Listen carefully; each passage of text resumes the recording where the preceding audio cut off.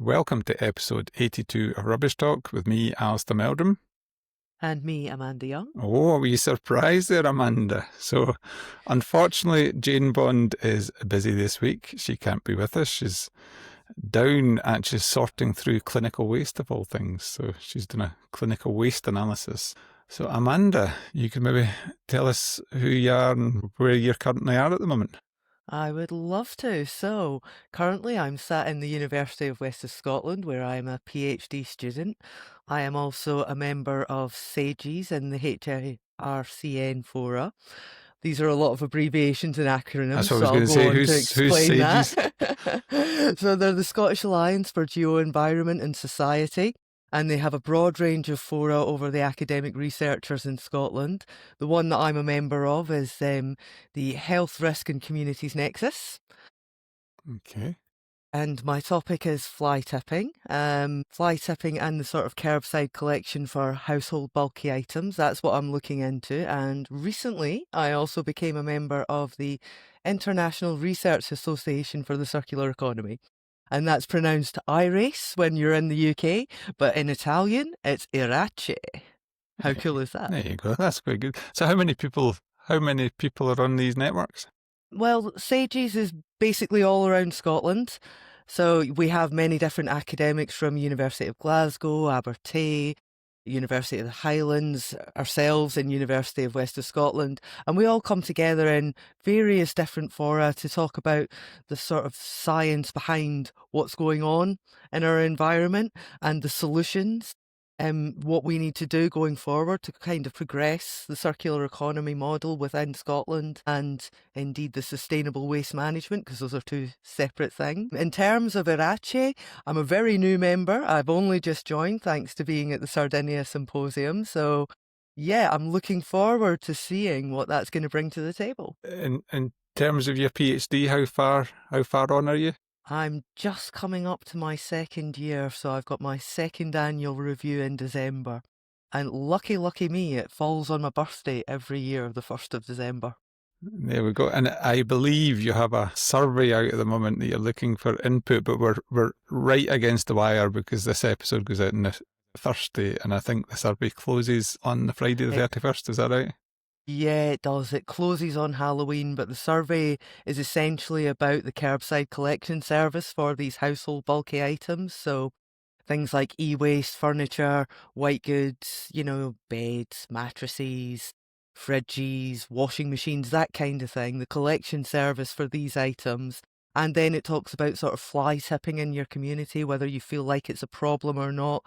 So yeah, at the moment, even though the survey's growing very close to an end, I've not quite got as many people as I would like, and I've certainly not got the amount of voices from people in, city environments or ultra-rural environments, the island communities. And I'm very keen to get some voices in on those. So although the survey closes on the 31st, due to this podcast going out on the 30th, I might just leave it open until the Monday instead.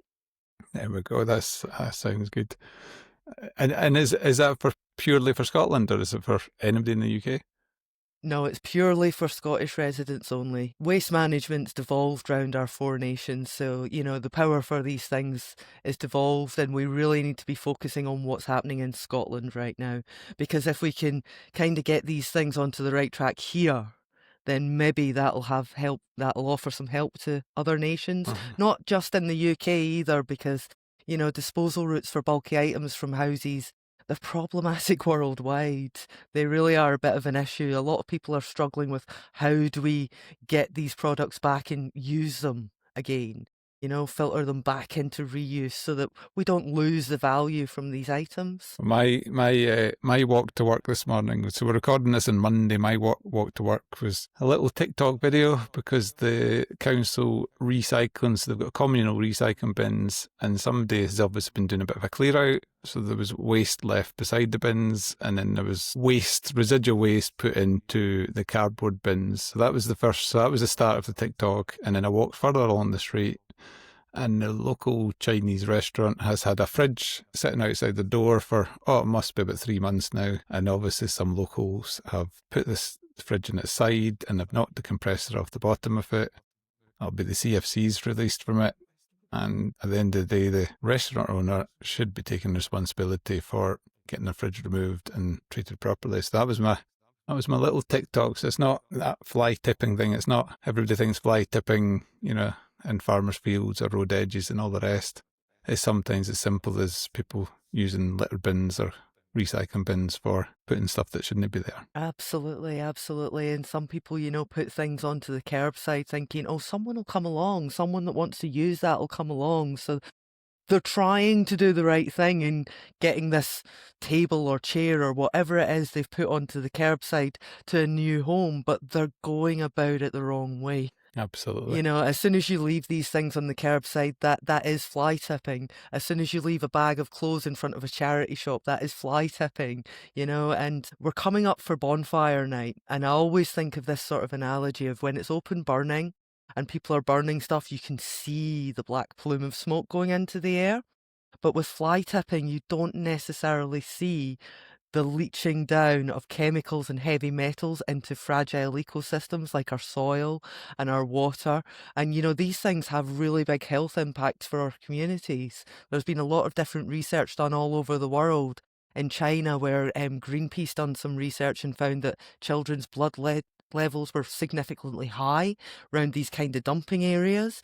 And then in Italy, where they had the Triangle of Fire in Campania, where there was a lot of dumping of household items, and they linked that to increased risks of cancer, increased risks of birth defects. It's like, if the bonfire's showing you the plume, the fly tipping is not showing you the visible harm that it's doing to our environment. And people don't necessarily equate that to, well, how it's going to harm us, how it's going to get into our food, get into our water. It doesn't just harm us, it harms our animals, our livestock, our wildlife as well. So it's a big problem. It's a big problem. And even though fly tipping is really visible, the harms aren't. Mm-hmm. Mm-hmm. So before we get into the subject of your PhD properly, tell me all about Sardinia, because I've been involved in the waste sector for 35 years and I've still not had an invite out to Sardinia. So how did you manage that one?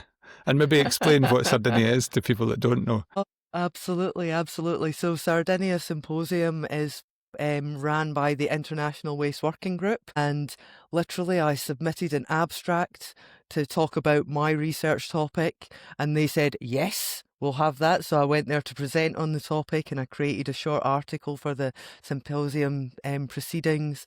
And essentially what it is just a big gathering of, I think there were about 400 odd members there this year from 49 different countries. We're all focused on sustainable waste management. We're all focused on the circular economy, but just from different angles, So I'm coming at it from sort of environmental crime angle, looking at fly tipping and the disposal routes for bulky items, whereas other people are looking at satellites and how to monitor the methane that comes off our landfills from satellites. And, there's a whole range of different people there with very different interests, but we're all united to the same cause. So it really was a fantastic, fantastic event. You had such a choice every single day. I think there were 6 different sessions that ran at the same time between 9 and 7 o'clock. Little focus sessions in amongst there, opportunities to play zero waste roadmap game, which was fantastic, really, really good. Yeah, so it's just all of us coming together to really present on our own research and get feedback from an international community to see what we can do to really support the circular economy model worldwide. That sounds bad. And I've just, as you were talking, I was just Googling. So it's been running since 1987. Yeah, absolutely, absolutely. So they started off, it was all about landfill. That was the basic premise of the entire symposium, was landfill and how to integrate sanitary landfill and what precautions need to be taken. And it has now grown into this community of people that are based their research on the circular economy. And is it very, if you like, academic based, or is it practical as well? Is it operationally based as well as the academic side? Yeah, absolutely. One of the things that Raffaello, who is the main organizer of the symposium, he was saying that in the past they used to have a lot more government representation there, and they had used to have a lot of those kind of people integrating with the industry and academic people that are there. This year was very industry and academic. So we didn't see many sort of official government type people coming in, but that's definitely something that he wants to change. He's like, no, we need to get back to having everyone here. We need the policymakers alongside the industry, alongside the academic research. Sounds good, Dylan. Maybe I need to get it on my wish list, because I'm sure Sardinia is quite a nice place to be as well. It's gorgeous. Even the resort itself, it's like a 50-hectare resort. They have their own water reservoir. They have their own sort of animal sanctuary. They have their gardens for their food. All the buggies are electric. So even the resort and the staff at the resort are really focused on sustainability. It's a perfect place for the symposium. And the place and the destination never changes. It's always been at Forte Village. There we go. There we go. So before we get into your PhD topic, could you maybe give us a wee bit of background? Did you plan to get involved in waste management, or was that a wee side turning you took? I think, like most people, I kind of fell into the waste management sector. My previous life was in accounting and finance, where I came up through academia in the School of Business and Enterprise. So I had a very economic view on things. However, I'd always been focused on more corporate social responsibility and sustainability. And there was 5 years between my master's and gaining the PhD scholarship. And during that 5 years, I was always in touch with my colleagues in UWS in the School of Business and Enterprise.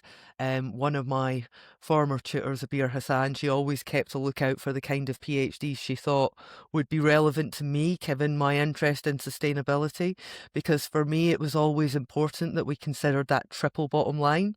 So instead of just looking at the economic bottom line, we bring in the factors of environment, we bring in the social factors and integrate them into our thinking. So essentially, she told me about the PhD that was coming up in engineering, and my instant reaction was, "Ooh, engineering? I'm not technical. I know nothing about machinery. I know nothing about computers." So the first thing I had to do was get in touch with the supervision team at University of West of Scotland and just pose the question, just let them know who I am, what I've done so far, and really find out what this project was aimed at. So at that point, I discovered it's all right. I don't need any technical knowledge. I don't need any chemical wizardry or anything like that, because it's a very policy-based PhD. So I applied, and thankfully, I got it. Oh God, and that's where it's all Yeah, started, eh? I think absolutely. I think the first time I met you was at a Chartered Institute Waste Management event, actually, where you joined that as a student member. I think how useful have you found the CRWM with your PhD? Networking and getting into the room with people that really understand and have been in sort of waste management for a long, long time is so crucial. It's so important to me. Transferring from one school to another at PhD levels, quite a jump as it is.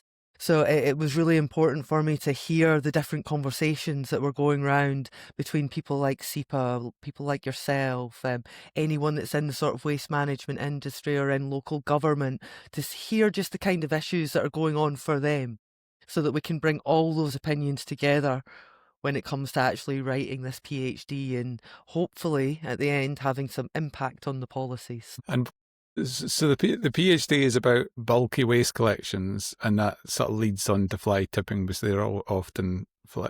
Other way around. Other way around. Okay. When it was first put up, it was put up as fly tipping, and that's what made me think, this is something I need to get onto here. It's something I see in my local environment that has always annoyed me. I live in a beautiful area of Scotland in Dumfries and Galloway, where we have nature for days, we have coastline for days, we have forests, we have hills. It really is a gorgeous area, but you see fly tipping everywhere.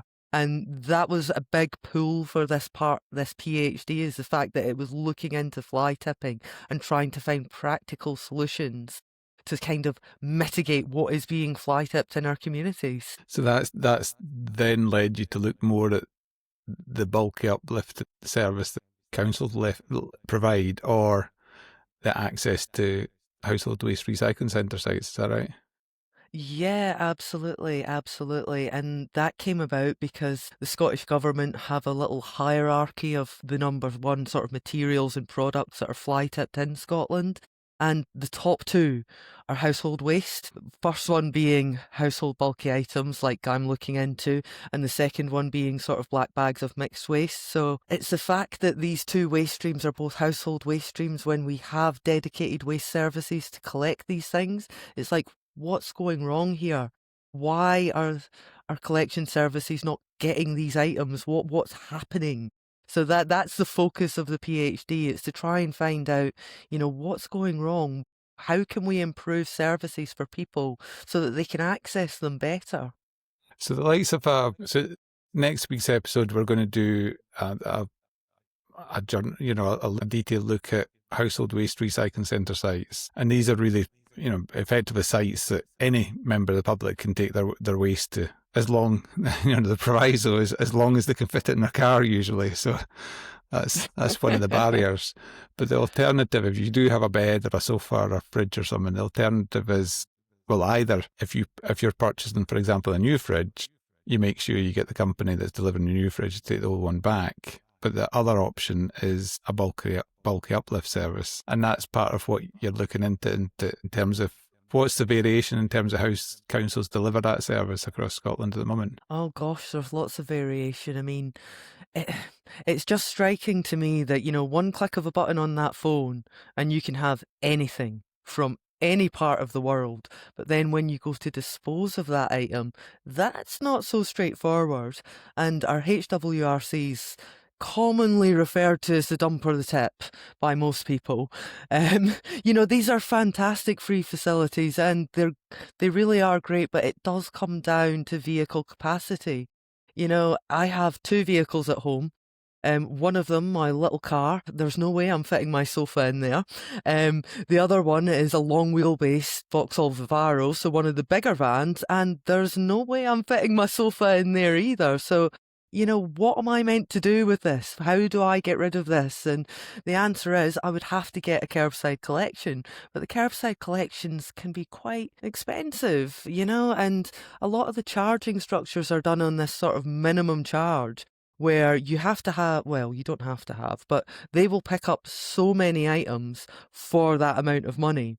So us frugal Scottish people, we like to maximise these things, and we like to say, right, okay, if you want 7 items and that's going to cost me £30, I'm going to make sure I have 7 items before I call for that service, and then I'll pay for it. So these kind of barriers, affordability is one of the biggest barriers, especially when a lot of places in Scotland don't actually offer any discounts for people on benefits, any sort of free uplifts for people in social housing, perhaps. When it comes to people that are on sort of benefits for low income, that £30 is one bag of shopping. So not a lot of people can afford that. I suppose my mindset with this is I always look at, and this is probably where the councils come at, how much is it costing them to run that? To run a bulky uplift service is probably quite expensive. One vehicle with a crew going round, random houses in an area, so maybe only doing, half a dozen uplifts in a day or whatever. The cost of actually running that is £30 an uplift's probably reasonable to try and cover that cost. But I think what you're saying is, in some areas, some people that's unsustainable. It's still too much. Yeah, absolutely. It's still too much. But what about, to me, if I've got a sofa, my first port of call would be, does anybody want that sofa? What about the reuse side? How does that work or not work at the moment? Funnily enough, I've never bought a brand new sofa in my entire life for that very reason. Because I've always relied on getting one from someone who is upgrading. But in terms of a sofa's actually a really good example, because if you bought a brand new one and the company you bought it for aren't going to take your old one away, then you can't actually put that sofa in a skip because of the POPs, the persistent organic pollutants that are in it. Yep. just to clear that up for anyone listening, these are just chemicals that we've added to products over the years, mainly to keep us safe. They were put there for a good purpose, but actually when they get into our environment, they persist there, they accumulate there, they cause a lot of harm there, which is why you're not allowed to break these things apart either to sort of, accommodate them in a skip or anything. You're not allowed to do that because of the regulations regarding these things.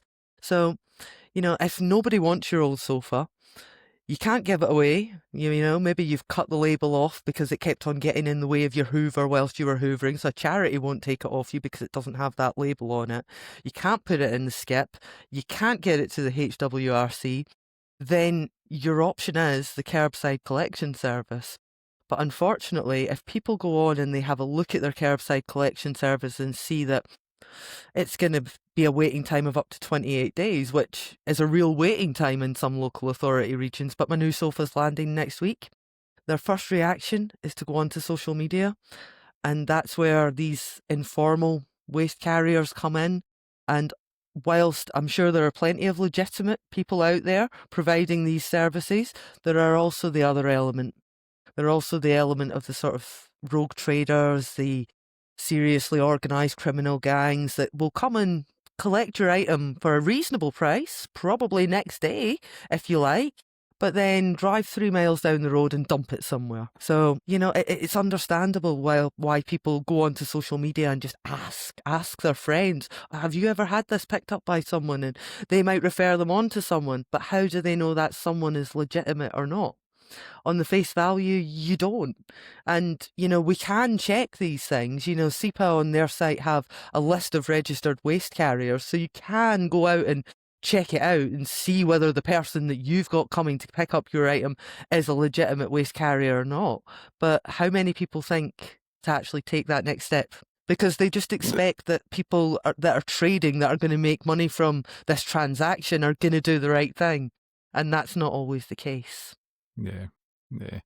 And that's what drives that. So I think what you're saying is that the bulky uplift service the council provides needs to be a bit more dynamic in terms of reactive to the householder, as in if they've got a new suite coming on Friday, they definitely want their old one removed before Friday and not and not sat outside the door for the next 3 weeks or whatever, which logistically for council might be challenging. It might be challenging to begin with, but we have one local authority area in Scotland. I'm not going to name names, but during my data collection period, they made all of their curbside collections free, entirely free for every single resident. And what we saw in the data there was that year on year, the demand increased by 431%. And that is a big shouting signal to me that the demand levels in other areas aren't currently meeting the need for the service. So now that we've got one area that's shown actually the need for the service was 431% year on year an increase, that tells me that we need to be taking those kind of progressive strategies forward and really trying to initiate them Scotland-wide. But have they managed to show a corresponding decrease in fly tipping then? Have they got any data on that? We do have the overall sort of fly tipping volumes, but when it comes to the types of waste that are there and in what quantities, things get really a little bit tricky when it comes to fly tipping data. At the moment, when an enforcement officer goes to a fly tipping area, they say, this is a car bootload, or it's a single black bag, or it's a small van load. Mm-hmm. And I always wonder to myself, how do they actually know?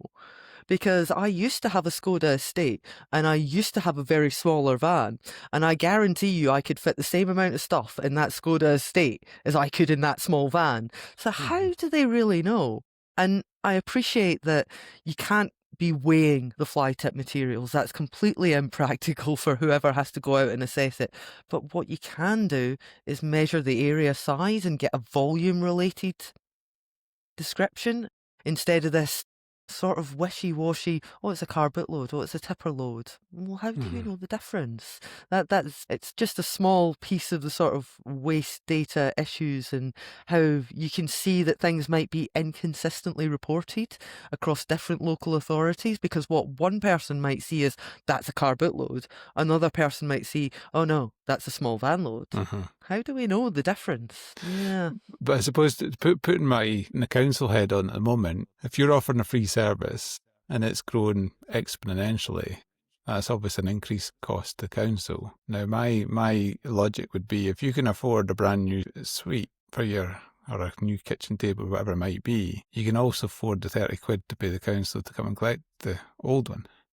Would be my logic. Where does that type of argument fall down, or does it fall down? I think it falls down on the fact that we're currently spending between 8.9 and 12.7 million pounds a year to clear fly tipping, and that is just the clearance cost alone.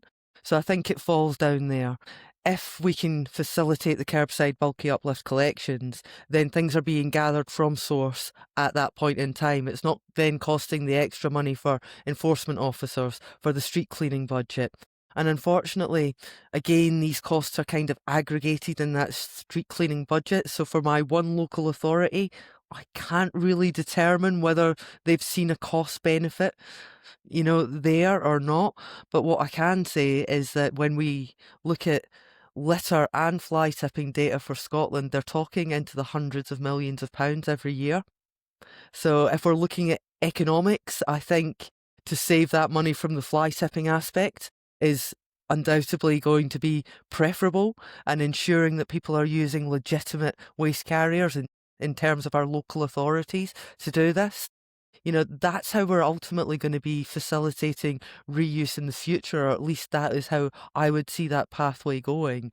Because once the local authority have these items, then, they have access to people in social housing. They have access to people that might be under social work services for whatever reason. So there is the demand, and you also have the supply. Let's put the two together, guys. Mm-hmm.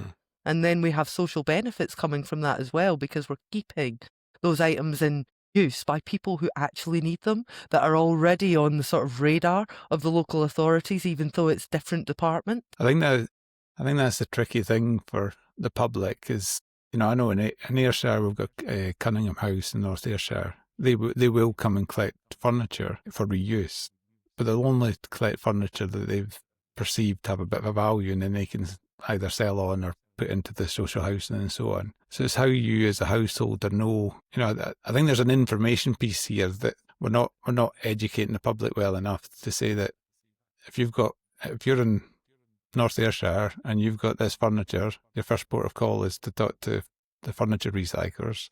If that doesn't work, then your next port of call is bulky uplift to the council, or as you say, a private contractor. But then you've got to make sure they're licensed and doing it properly. And I think there's a real lack of information out there for public. Is that what you're seeing? Oh, absolutely, absolutely. I mean, intrinsically, I feel like people are trying to do the right thing when it comes to their sort of household bulky items, even when they are leaving them out on the curbside for hopefully someone to come along and take.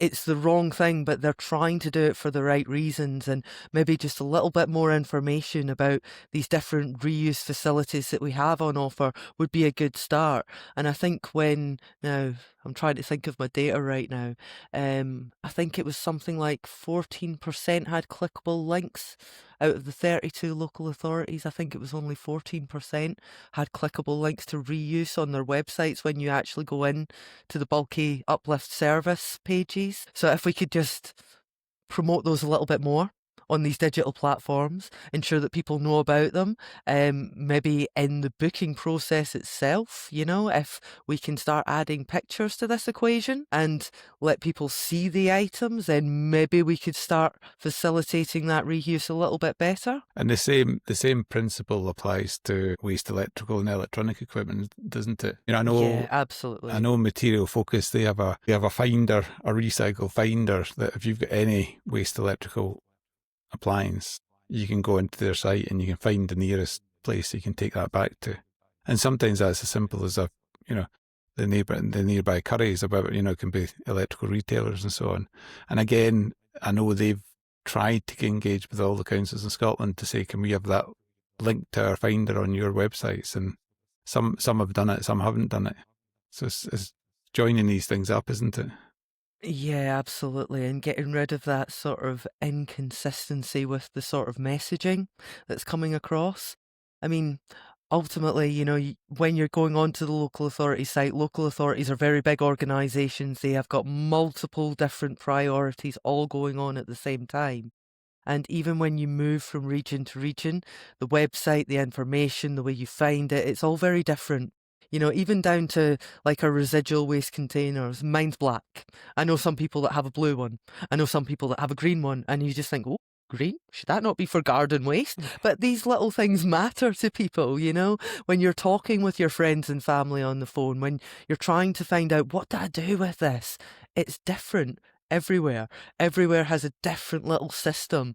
So perhaps if we could bring all of these things together in one central location where we could, thinking of your app here, to be honest, Alasdair, I'm thinking of that app. I'm thinking, yeah, we need that for Scotland. We We're need to working on have it.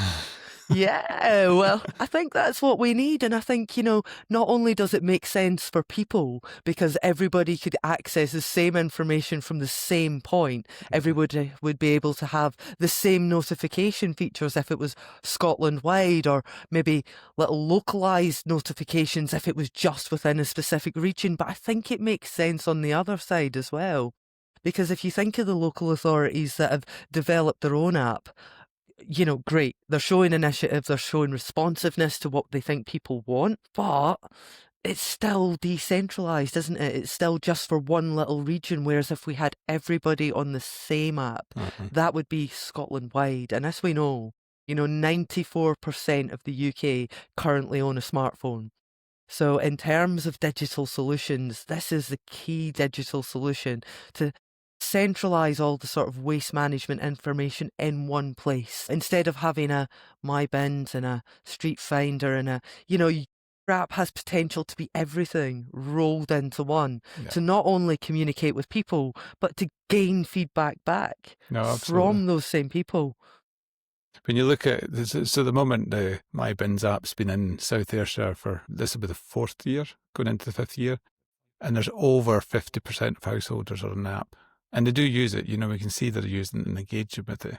And that allowing the council to communicate back to these people is great. And what we are seeing, so we're just at the cusp of issuing the UK-wide My Bins app where, potentially we can have an app where, every council is on, and we can have some nationally consistent messaging on that app and get these links in the app. But what we are seeing already is that just what you've talked about, that inconsistency across the country, that sometimes is there for a reason. I can understand councils with different coloured bins and so on. They're not going to change 2,000 or 20,000 bins just to get them all the same colour. That's totally impractical. So the things like that are there for a reason, and we're not going to weed them out. But there's other inconsistencies that you see quite regularly, and sometimes it's just people haven't thought about it or sort of planned that journey from what we've just been talking about. What is the householder's choice if they've got a bulky item to dispose? What's the hierarchy of how they approach that? Can they reuse it? I don't think, you mentioned POPs, persistent organic pollutants, earlier on. I don't think we've done a particularly good job at educating the public as to the issue about POPs. To tell somebody they've got a sofa that's absolutely fine, you sit on for the last 20 years, and then all of a sudden, once you dispose of it, it's hazardous waste because it's got persistent organic pollutants in it. Now, that to a member of the public is quite hard to understand, and we've not made that case to them really. And it's probably a case that the industry is struggling with a little bit as well, and that in terms of dealing with persistent organic pollutant waste. Yeah, it's a big problem. It's a big problem. And again, it sort of comes back down to my little visualization, as it were, of, with a bonfire, you see the flames rising, you see the black carbon going into the atmosphere. With the persistent organic pollutants, you don't have a lovely volatile pink stream coming down that you can see underneath these items that are sitting on our soil, or sitting in the back alleyways. You don't see it, so it's more difficult to visualize for people. But essentially, I'm not a scientist. I know that PFAS stands for polyfluoroalkyl substances, but that's about as far as it goes. But I do know that, these things were brought in to help us. Our non-stick on our pans to make things easier, or the foam in a fire extinguisher. These all have PFAS in it, which is a persistent organic pollutant that just gets in to our land, gets into our soil, gets into our waterway, and it persists. So that's really the clues in the name, persistent organic pollutants. They persistently pollute our environment, and they hang about. They don't go away. One of the things I was going to ask about was going back to the council model for the, and I think the argument probably with councils is, do they offer the bulky uplift service for free, or do they charge for it? And I think the nervousness of making it free is they're going to get growth, which is effectively, and there in mind, that growth will be additional cost because of the service that. And what you're saying, I think, is get that growth and get that bulky uplift, and then that'll cut down in your fly tipping, and there's, as well as financial savings by reducing fly tipping, there's all the other society benefits. Is there an argument or a case to make that, the public maybe the councils need to get a bit more commercial about that bulky uplift service and say, if you're wanting a bulky uplift service tomorrow, the fee for it is 50 quid, but if you want to do it in 3 weeks' time, it's free of charge, and do a commercial model like the aeroplanes do with selling bums and seats. So if somebody's desperate to get away tomorrow, you charge them, which is what will happen when they go into Facebook and look for somebody that offers that service. Is that a way of approaching it, and that still allows the council to generate some revenue but still provide the service? Yeah, I've never actually thought of it like that before, and yeah, potentially. But if they're really worried about the sort of upshoot because everything's free, then can we not at least have a seasonally free service at key points in the year that could then be notified through a little digital app that would tell people, oh, we're in your area, we're going to be picking stuff up next week, so gather the bits and bobs that you really don't want and we'll pick them up. Mm-hmm. I noticed, I spotted a council down south was doing that. They were going into, not particularly for bulky uplift, but they were going into specific areas on a certain day, literally with a bin lorry, and saying, bring your excess to the bin lorry, and they would post up what days they were doing.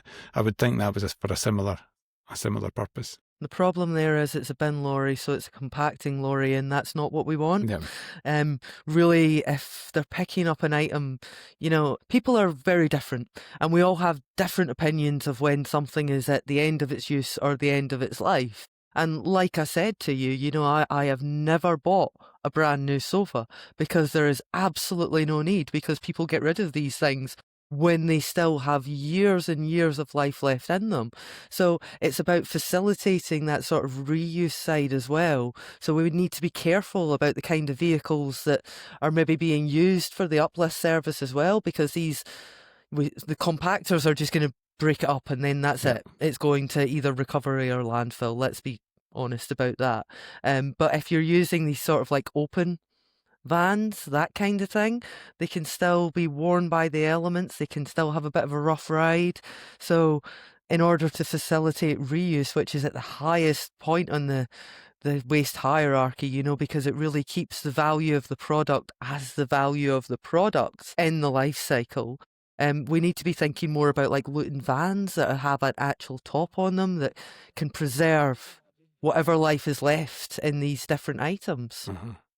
And then we've also got to think about, when we're talking mainly furniture here, furniture, it's a matter of sort of taste, isn't it? It's not really, you can sit on a chair and you will be sat on a chair. It's a matter of taste, whether you like that item or you do not like that item. Whereas when we're thinking about white goods and more like e-waste, there is that technical side as well.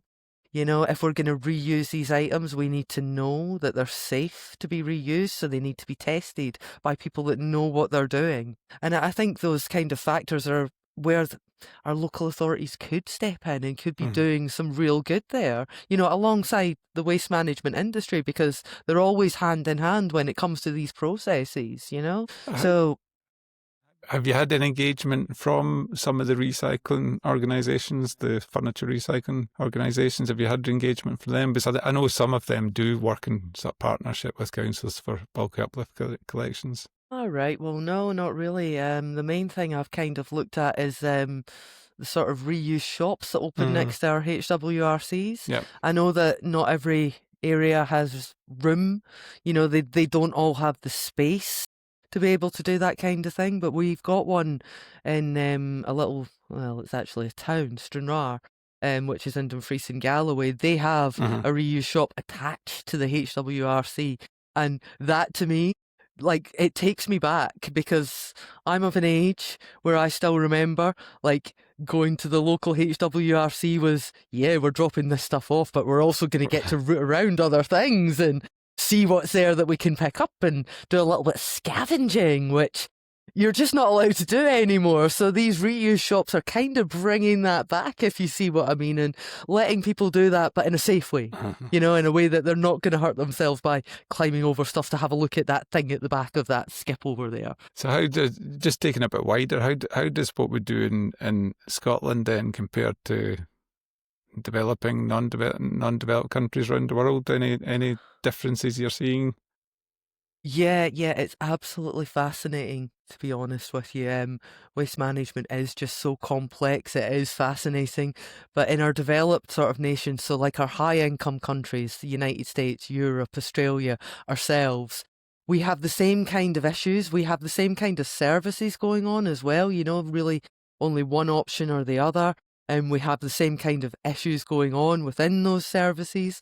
Australia, for example, they do a kerbside collection service and they do it free seasonally for their residents, and they notify an area and say, right, we're coming to get your stuff, leave it out on this day and we'll come and get it. And they tried to regulate against scavenging because that was what was going on. You know, people would find out, they're doing it in that area, so we can go around and we can have a little nosy at all the stuff and take what we want. And they tried to regulate against it, which they did, and then they had to rescind that regulation because the public were horrified, absolutely horrified, and the pushback from the public saying, no, we are going to reuse these items, so let us reuse them. I thought that was absolutely magical. It's like, yep. And then in a sort of developing context, we have, you know, the opposite scenario because they don't have waste management services.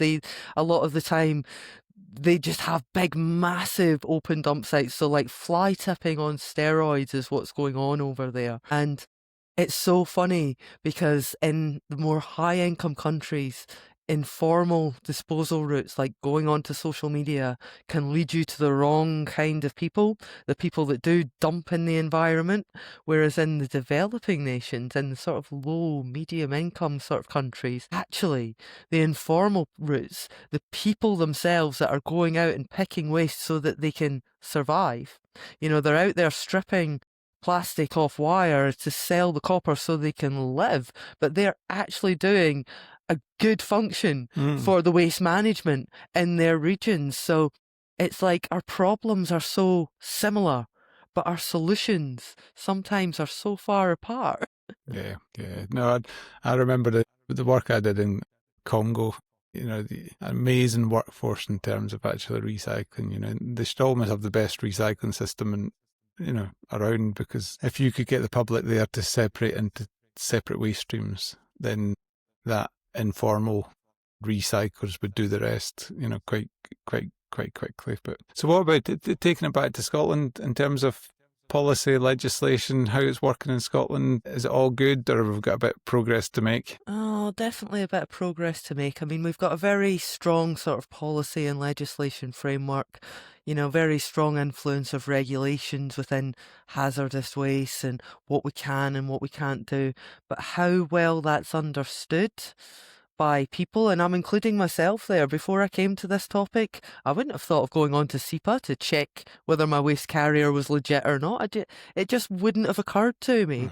So it's about communicating these things better to people in language they understand. So we don't talk about polyfluoroalkyl substances, we just go, the non-stick on your T-file pan, love, you know? We would just talk in plain language and say, well, if you want to check this out, this is how you do it. I still think it's amazing that we've not got a central way of reporting fly tipping in Scotland at the moment. I think, we used to have the dumb dumpers. In this day and age, it's very easy to take a photograph, take a location, fill in a quick form to say this is here at such and such, and have that centralised database that the councils and SEPA could then work into to try and address it. I think that's the big gap that we've got at the moment.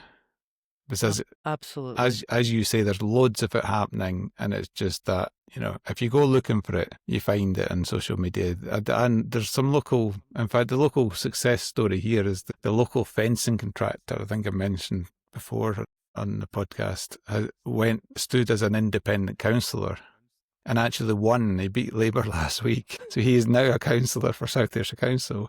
And he's regularly, just about daily, posting pictures of fly tipping. It's just like, for goodness. And he actually had one where, they've actually painted in the fly tipping, his name and said, stick it up, we're still going to fly tip.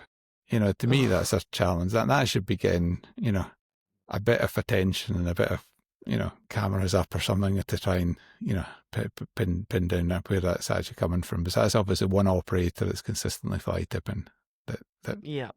we need to get to. But then there's the fact of the place as well. So what kind of location are you looking at? We've got a little, just tiny little green area outside the university on Lady Lane.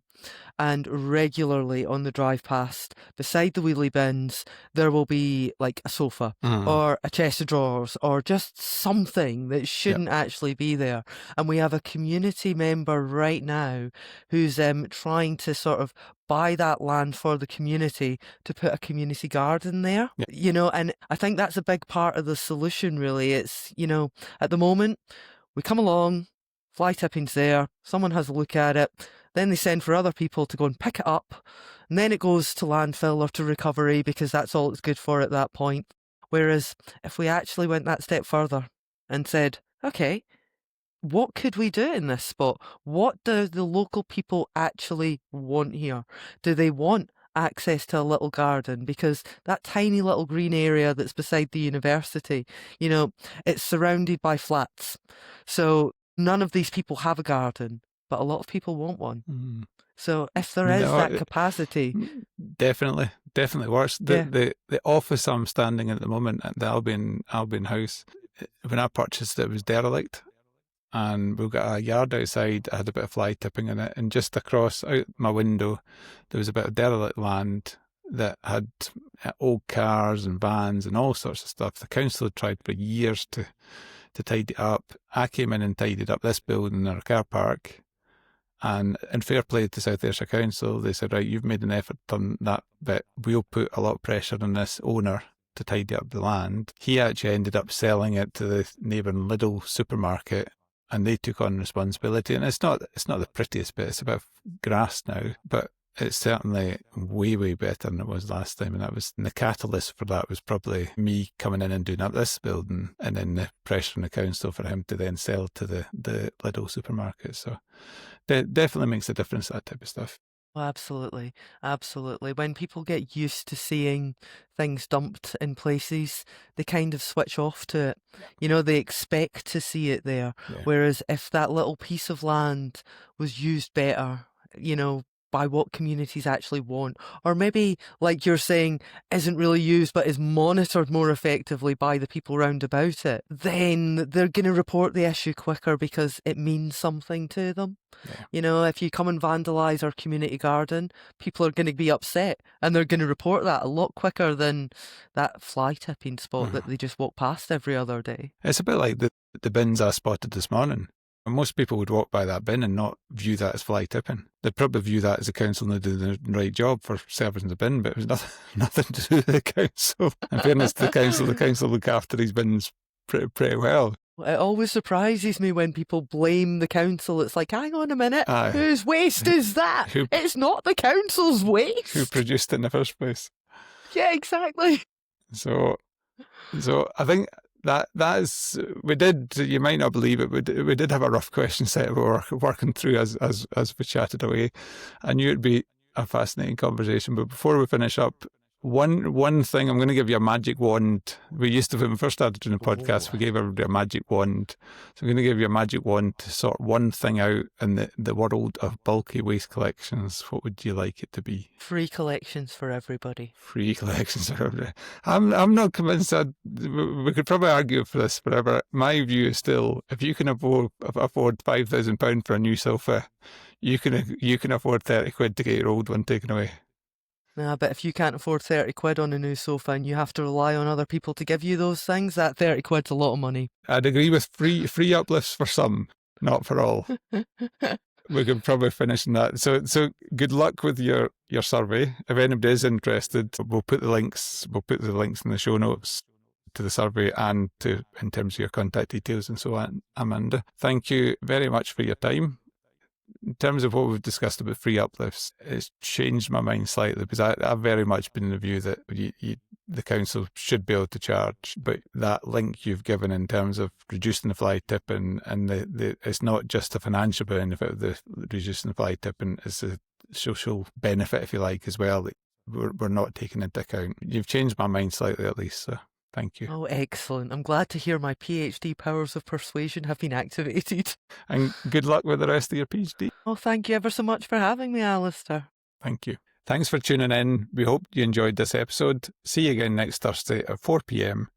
Don't forget to follow, share with friends, and send us your feedback at hello@rubbishtalk.co.uk.